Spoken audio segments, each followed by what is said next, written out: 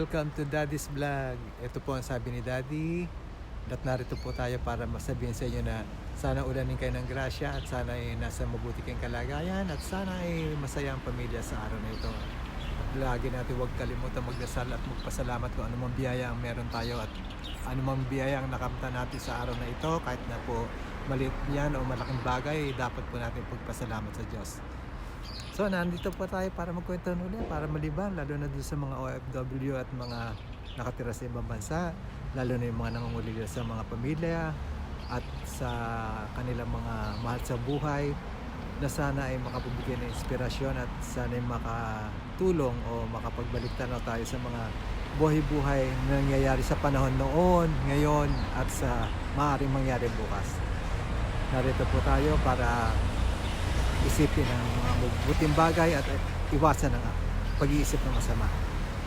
Mas po tayo para sa ating proteksyon dahil masyado pong malamig sa araw na ito at sana huwag tayong magkasakit dahil mahirap pong magkasakit lalo sa panahon ngayon na talagang sa paulit-ulit na sinasabi ko na mahirap pong walang pagkukunan ng pagkakagastusan o pampa-hospital pag nagkasakit ang isang tao. Yan.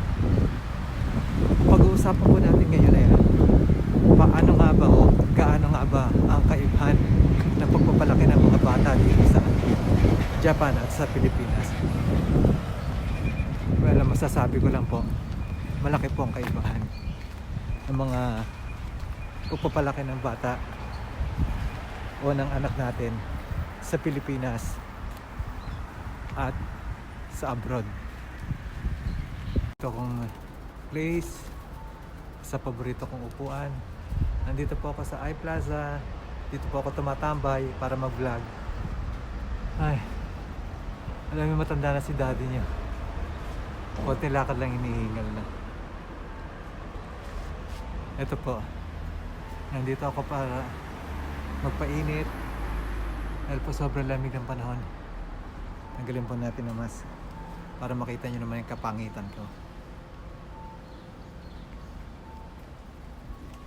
Ayan,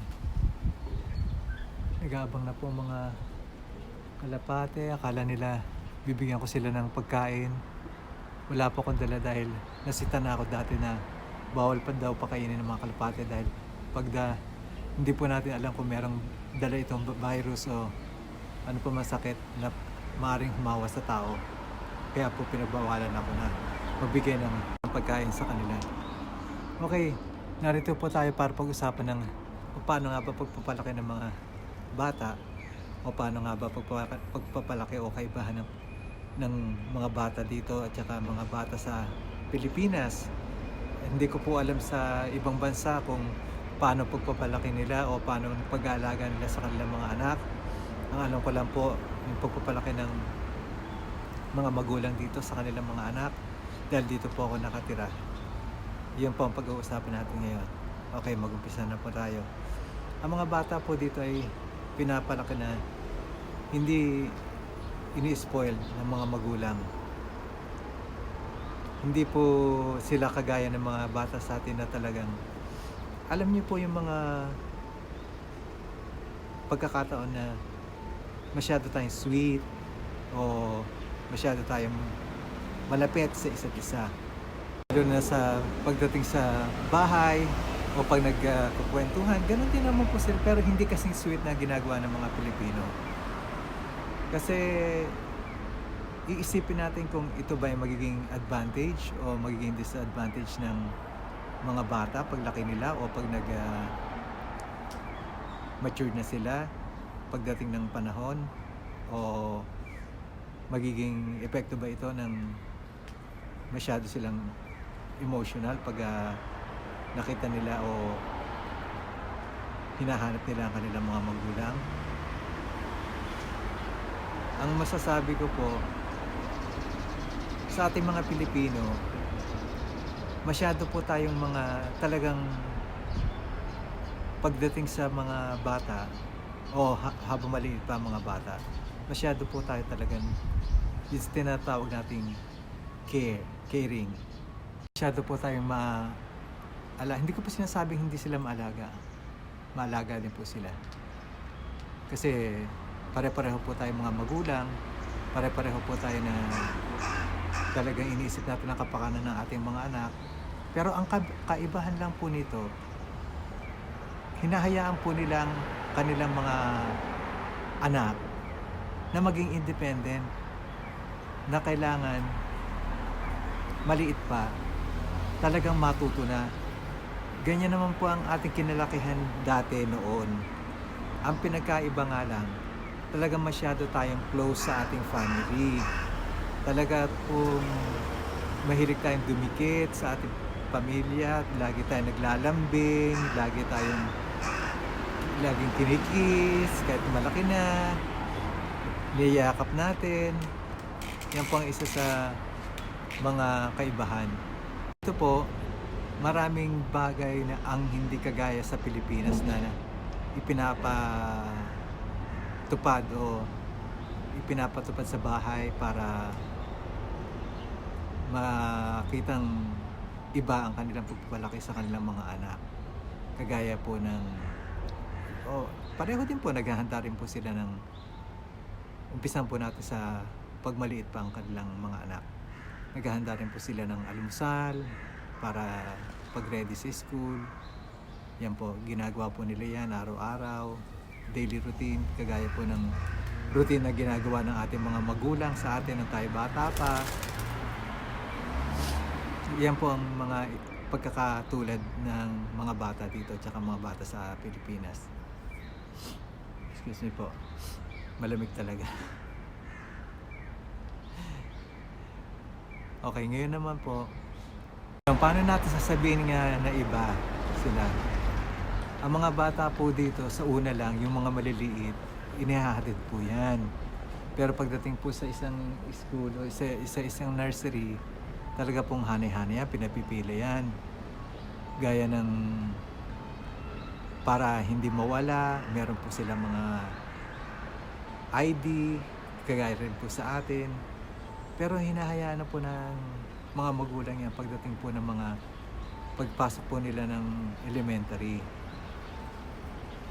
Sila po ay hindi humahawak ng baon. Hindi po sila humahawak ng pera. Hindi po sila pinapahawak ng baon. Hinahayaan po sila na kasi meron pong pakain o meron pong free na meal na binabayaran po ng mga magulang kada buwan sa kanilang school. Kaya hindi na po kailangan na magbaon ng pera. Laking kaibahan, hindi po sila pinahawak ng pera hanggang hindi ko po malaman kung pagdating po nila ng elementary. Ang alam ko kasi yung pamangkin ko sa daughter ko, daughter daw. Hindi sila binibigyan ng baon. O yung mga anak ng kaibigan ko, hindi binibigyan sila ng baon kasi meron naman silang kakainin sa school. Pero lang po yung mga talagang pangangailangan na importante, kagaya ng mga personal na gamit, kagaya ng bag, kagaya ng mga... Pero yung iba po talagang supply po na school. Yun po maganda rito. Sa atin po ngayon pa lang po nauuso yan, na meron po mga sponsor na school na susupply ng mga bags, tsaka po ng mga... Sabi ko nga, ang mga bata, lalo na yung mga nasa rural area sa Pilipinas, ganyan din naman. Wala naman din silang baon. Ang mahirap talaga sa kanila, malayo na sa paaralan, wala pang kinakain o wala namang libreng pakain sa school, na talagang nakakaawa, na talagang kinakain nila kamote.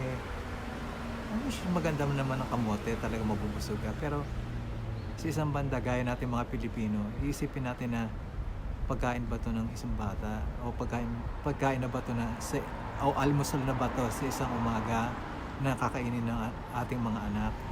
Medyo nakakalungkot po na isipin, pero dito po kasi talagang ang kinakain ng mga bata, healthy food, Kaya pagkagaling nila sa kailangan nilang mabusog o kailangan nilang malamanan ng kanilang sakmura bago sila pumasok sa school. Yan po mga ginagawa ng mga magulang dito ng mga Japanese na bulinggit. Mahirap po na isipin, pero diyan po sila nasanay. Na tayo din naman sanay noon, pero ngayon magkulang lang yung ano mo, ang tawag dito, baon mo na pera. May baon ka ng pagkain, may baon ka pang pera. Nasasanay pong mga bata na hindi natin dapat na tinotolerate ito. Kailangan po natin na talagang pagsabihan din sila kung paano ginagastos at kailangan tipirin ng pera. Kasi talagang sa mga nakikita ko sa mga kabataan ngayon, lalo sa maliliit kong bata, talagang masyado ng maluho. Ang luho na ng mga bata ngayon, hindi ko po nilalahat, pero talagang lalo na po yung mga pumapasok sa school na talagang ang gusto pang baon yung meron kang ibibili ng Jollibee o may ibibili ka ng McDo. Hindi naman po masamang bumili kung ikay mayaman, pero kahit na mayaman po, dapat hindi po natin alam kung magiging successful tong mga batang ito paglaki na kagaya ng kanilang mga magulang na successful na business owner. Kailangan po talaga ipamukha natin sa mga anak natin na talagang kailangan mahalin dahil hindi basta-basta lang kinikita ang isang pera. Mahirap po talaga na hindi natin sila didisiplinahin pagdating sa ganyang bagay. Pwede naman po natin ibigay lahat, pero wag lang sobra-sobra. Yung tama lang po. Mga bata po rito ay lumalabas pag family day o pag Sunday, pag wala pong pasok. Nilalabas po nila ito, ipupunta sila sa game center kasama ng pamilya. Hindi po kagaya sa atin na ganun din ang ginagawang routine. Pero kalimitan po sa atin talagang, sige, labas dito, labas doon. Talagang pagdating ng eskwela, tapon ng bag, tapon po ang pinagbihisan, tapos punta na sa labas para maglaro. Na talagang hindi na natin makikita yung mga kagaya natin na ginagawa natin nang tayong mga bata pa. Sila po dito, ganun pa rin ang ginagawa. Mula noon hanggang ngayon, ganun pa rin po ang ginagawa. Talagang pagdating nila ng school, talagang organized kung saan nila ilalagay ang mga gamit dahil pagkagalitan po sila ng kanilang mga magulang. Meron ko pang iisipin na advantage ba ito o disadvantage ng pagiging isang independent na magulang na aaral nila sa kanilang mga anak. Iniisip ko po na sa mga sitwasyon po na nakikita ko na talagang tayong mga Pilipino, pag madikit masyado sa pamilya, lalo na pag may sakit o may nawala sa pamilya, talagang masyado natin dinadamdam, talagang halos mamatay na tayo dahil masyado tayo napalapit sa ating pamilya o masyado tayong nag-aalala para sa kanila, na hindi naman po sinasabi kong masama yon, na buhay lang po tayo sa ganong sitwasyon, yung po tayong mga Pilipino masyado po tayong attached, yung attachment po na tinatawag, talagang ganyan po ang mga Pilipino. Kaya po pag dumating yung mga oras na yon o meron nagkasakit sa pamilya o meron nawala sa pamilya, talagang ibinubuhos po natin yung ating mga emosyon. Talaga pong halos himatayin na tayo, talagang halos mahirap tayong makamove on, mahirap tayong tanggapin ang mga nangyari dahil parang hindi tayo mabubuhay o hindi natin kakayanin pag may nawala sa ating pamilya. Ako din po, ganun din po ako. Hindi ko po kakayanin o hindi ko alam kung hanggang saan ako aabot sa mga bagay na ikalulungkot kapag may nawala sa miyembro ng pamilya. Kahit nga po sa kaibigan, talagang masyado tayong emotional o nadadala ng ating mga damdamin kapag nawala o may sakit ang ating kaibigan. Sa kanila po napapanatili nila yung mga kaugalian na nakasanayan din natin noong mga bata pa tayo hanggang sa lumaki tayo. Hanggang ngayon po dala-dala nila yung mga kultura na kailangan nilang maging independent pagdating ng araw. Ngayon po ang nangyayari. Pagdating po ng kanilang elementary o pagdating po ng kanilang high school, masyado na po silang talagang eager, talagang masipag o talagang gusto na nila makahanap ng trabaho. Mahirap po magpaaral dito kahit po college dahil po napakalaking pera ang kailangan para matuntunan ninyo, tustusan nyo ang pangangailangan ng mga anak natin dito para makatapos ng pag-aaral. Kaya yung iba nga po lumilipat pa sa Pilipinas para makapag-aral lang.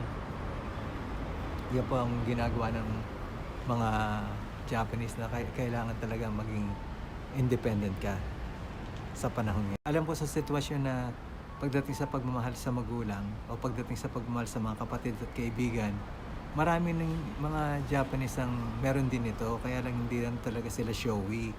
Kahit na po sa mga nililigawan nila o nagugustuhan nila, hindi po sila showy, hindi po sila pinapakita po nila sa mga pagpaparamdam, hindi po nila masabi na gusto kita. Hindi po sila ganun ka showy pagdating po sa mga bagay na pag-ibig o bagay na pinansyal. Kasi po nasanay nga sila na wala. So kailangan nilang gumawa ng sarili nilang paraan para sila magkaroon. Ang iba po kasi nagtatapos lang po dito ng senior high school o junior high school, hindi na po sila nag-aaral pa ng college. Sa kanila ang naghahanap ng trabaho after ng high school nila. Dahil nga sa mahal ng pag-aaral sa college parang sa atin sa Pilipinas. Ngayon, iisipin natin na nakakasurvive ba sila o nakakayanan ba nila ang mga bagay na ito? Opo, kasi nagkakaroon sila ng marami pong pwedeng pasukan dito na maayos ang sweldo. Kahit na po estudyante ka. Marami pong papasukan na minsan sa tingin nila na pag hindi na sila nag-aral o pag naghanap sila ng trabaho, talaga pong marami ang naghahanap na ng trabaho para maging independent o mag-solo na sa buhay o gumawa na ng sariling buhay. Kasi po yung ibang estudyante o yung ibang mga anak ng mga tao dito o yung mga talagang naghahanap sila ng paraan para bumukod na sa mura nilang edad. Ganun din pag 18 na, ganun din po, bawal din ang alak. Pero sa nakikita ko po at naobserbahan ko, talagang gusto nilang bumukod para magawa nila yung mga gusto nilang gawin. Meron po silang mga gusto na talagang bubukod din sila ng bahay. Kailangan meron po silang magagawa po nila yung gusto nilang gawin. Kaya wala nang sisita sila sa kanila. Walang magsasabi sa kanila na bawal yan, bawal yun. Yan po yung mga pamamaraan na ginagawa nila para maging totally independent na sila sa kanilang sarili. Ano bang dapat natin ikabahala? Kasi sa sitwasyon ganyang mga pangyayari, mahirap po na, sorry po, ang dahil po lumipad na kalapate. Di-distract na naman ako. Ang dami pong disadvantages na iiwanan natin yung o pababayaan natin na mag-seikatsu mag-isang ating mga anak. Kailangan po may mga guide din ng pamilya o may mga kailangan support na ng pamilya para hindi mapariwara ang mga anak. Kasi meron po dyan na umuutang o nagpapachingko o nagsusugal. Kagaya din saan po ang binabagsakan ng, lalo sa mga kababaihan, ang binabagsakan ng kanilang trabaho ay yung pagtatrabaho sa gabi o tinatawag nating mga hostess. Hindi naman po masama sabihin na hostess dahil ang isang hostess po pagdating dito sa Japan ay ang pag-entertain po ng mga parokyano, lalo na yung nagtatrabaho sa gabi. Kaya nga po tinawag na hostess o hosto. Iba naman pong kategorya yun. Makikita niyo po na ang babata pa ng mga hostess tsaka mga hosto rito. Ang nakakaiyak nga lang po talagang lulunurin nila yung katawan nila sa alak at talagang magpupuyat sila at talagang minsan gumagapang na yung katawan nila dahil sa kalasingan para makauwi na sa bahay. Mahirap ang trabaho yan. Kahit na pong anong klaseng alak lalaklakin nila para kumita ng pera o para matustusan ng mga kanilang pangangailangan. Kasi sa panahon po ngayon, kailangan talagang hindi natin malaman kung talagang advantage ba o disadvantage ang nasa poder ka pa ng magulang mo. Pero tingin ko po, nasa tamang pamamaraan lang yan at nasa tamang diskarte. Kasi mahirap naman po yung kagaya sa mga Pilipino na halos may apo ka na, yung anak mo nasa piling pa rin ng cargo pa rin ng pamilya mo o ng mga magulang mo. Ang hirap po ng gano'n na talagang ipinaubaya mo pa sa mga magulang mo yung kanilang mga apo. Oo, namimiss natin yung ating mga apo. Pero ang mahirap po niyan, dapat kagaya nila, 'di ba dapat nagpapahinga na lang sa bahay. Nagre-relax o namamasyal kung saan man nila gusto pumunta. Kasi matatanda po rito pag iniwan na nila ng mga anak. Kaya malalakas pa rin, nagtatanim. Meron po silang mga outdoor na activities. Meron po silang